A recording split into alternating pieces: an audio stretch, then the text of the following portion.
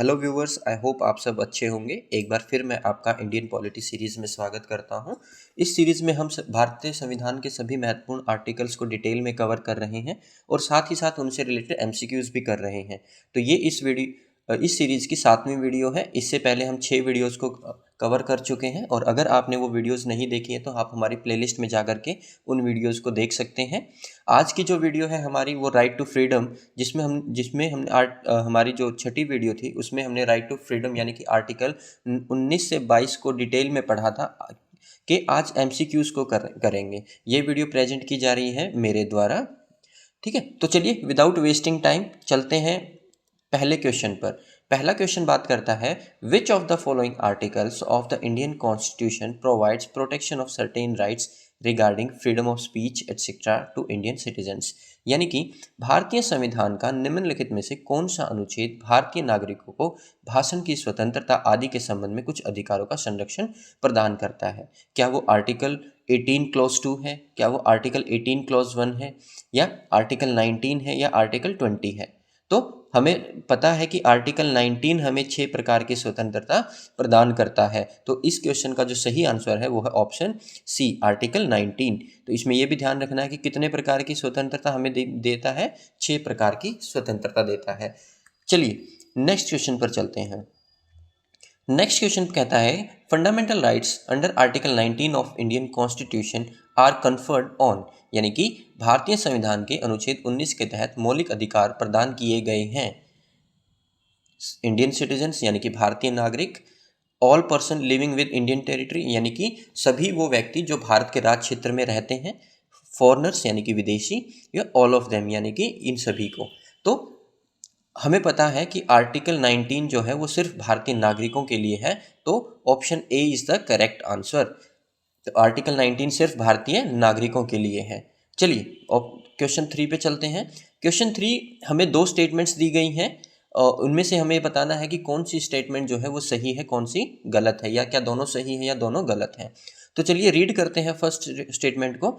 First statement कहती है, this the freedom can't be claimed by a newspaper और other publication run by a non citizen. यानी कि स्वतंत्रता का दावा किसी गैर नागरिक द्वारा चलाए जा रहे समाचार पत्र या अन्य प्रकाशन द्वारा नहीं किया जा सकता। और सेकंड स्टेटमेंट कहती है कि the freedom of press under our constitution is not higher than the freedom of an ordinary citizen is subject to the same limitation as are imposed by article 19 of Indian Constitution and those limitations only। यानी कि हमारे संविधान के तहत press की स्वतंत्रता एक सामान्य नागरिक की स्वतंत्रता से अधिक नहीं है, जो भारतीय संविधान के अनुच्छेद 19 क्लॉज 2 यानी भाग 2 में दी गई है और केवल उन्हीं सीमाओं के अधीन है। तो इन दोनों स्टेटमेंट्स के अकॉर्डिंग जो सही आंसर है वो है बोथ आर करेक्ट, यानी कि दोनों स्टेटमेंट्स जो हैं बिल्कुल सही हैं। तो option A is the correct. चलिए नेक्स्ट क्वेश्चन पे चलते हैं। क्वेश्चन 4 पे, which of the following amendment acts empower the court to adjust the reasonableness of restrictions imposed even on the right guaranteed by article 19 clause A of the Indian constitution. यानी कि निम्नलिखित में कौन सा संशोधन अधिनियम न्यायालय को भारतीय संविधान के अनुच्छेद 19(1) द्वारा गारंटीकृत अधिकार पर लगाए गए प्रतिबंध की तर्क संगतता का न्याय करने का अधिकार देता है। क्या वो फर्स्ट अमेंडमेंट एक्ट है, क्या वो सेकंड है, क्या वो थर्ड संवैधानिक संशोधन है, या वो फोर्थ संवैधानिक संशोधन है। तो according to the statement option A यानी कि first amendment act is the right answer. तो आई होप आपको आंसर क्लियर हो गया होगा। चलिए नेक्स्ट क्वेश्चन पे चलते हैं। नेक्स्ट क्वेश्चन बात करता है, clause 1 B of article 19 of Indian constitution guarantees the freedom of citizens to meet with each other in any number provided the assembly is. यानी कि भारतीय संविधान के अनुच्छेद 19 का खंड के नागरिकों को किसी भी संख्या में एक दूसरे से मिलने की स्वतंत्रता की गारंटी देता है, बशर्ते की सभा हो शांतिपूर्वक, पीसेबल, अनार्म्ड यानी कि बिना हथियारों के, लार्ज यानी कि बड़ी मात्रा में, और बोथ ए एंड बी। तो इसका जो है आंसर वो ए एंड बी दोनों है। हमने जो पिछली वीडियो थी उसमें डिटेल में पढ़ा था, और ये दोनों शब्द कॉन्स्टिट्यूशन में बड़े क्लियर वे में दिए गए हैं कि पीसेबली होना चाहिए, और मतलब कि शांतिपूर्वक होना चाहिए, और अनआर्म्ड यानी कि बिना हथियारों के होना चाहिए। अगर हम कोई भी असेंबली करते हैं तो वो इन दोनों चीज़ों के साथ होना चाहिए। चलिए नेक्स्ट क्वेश्चन पे चलते हैं। क्वेश्चन 6 बात करता है कि by which of the following clauses the right to freedom of movement is granted to Indian citizens, यानी कि निम्नलिखित में से किस खंड के द्वारा भारतीय नागरिकों को आंदोलन की स्वतंत्रता का अधिकार प्रदान किया गया है। Article 19 clause 1C, article 19B, article 19(1)(a), article 19(1)(d). तो according to this article 19(1)(d) is the correct option. चलिए नेक्स्ट क्वेश्चन पे चलते हैं। नेक्स्ट क्वेश्चन बात करता है the protection of the article 21 extend to which of the following, यानी कि अनुच्छेद 21 का संरक्षण निम्नलिखित में से किस तक विस्तृत है। क्या वो सिर्फ भारतीय नागरिकों तक है, क्या सभी के लिए है, या विदेशियों के लिए है, या उन लोगों के लिए जो कि इम्प्रिजमेंट है यानी कि जेल में है। तो according to statement and options all persons, यानी कि जो आर्टिकल 21 है वो सिर्फ भारतीय नागरिकों के लिए नहीं, जो कि वो विदेशियों के लिए भी, यानी कि हर व्यक्ति के लिए जो है वो, या हर व्यक्ति को वो प्रोटेक्ट करता है। तो option B is the correct.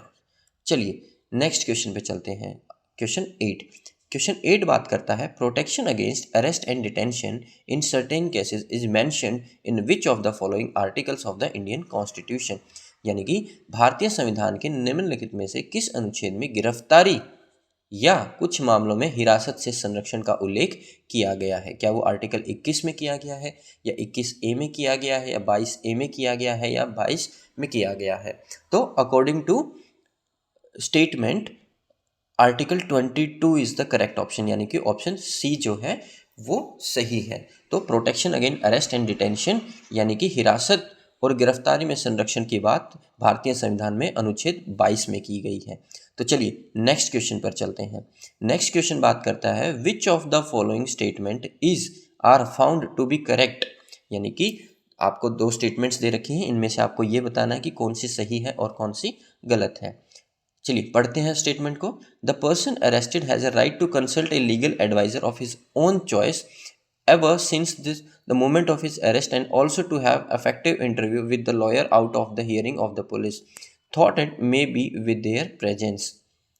कहता है कि गिरफ्तार किए गए व्यक्ति को अपनी गिरफ्तारी के क्षण से ही अपनी पसंद के कानूनी सलाहकार से परामर्श करने और पुलिस की सुनवाई के बाहर वकील के साथ प्रभावी साक्षात्कार लेने का अधिकार है, हालांकि यह उनकी उपस्थिति में हो सकता है।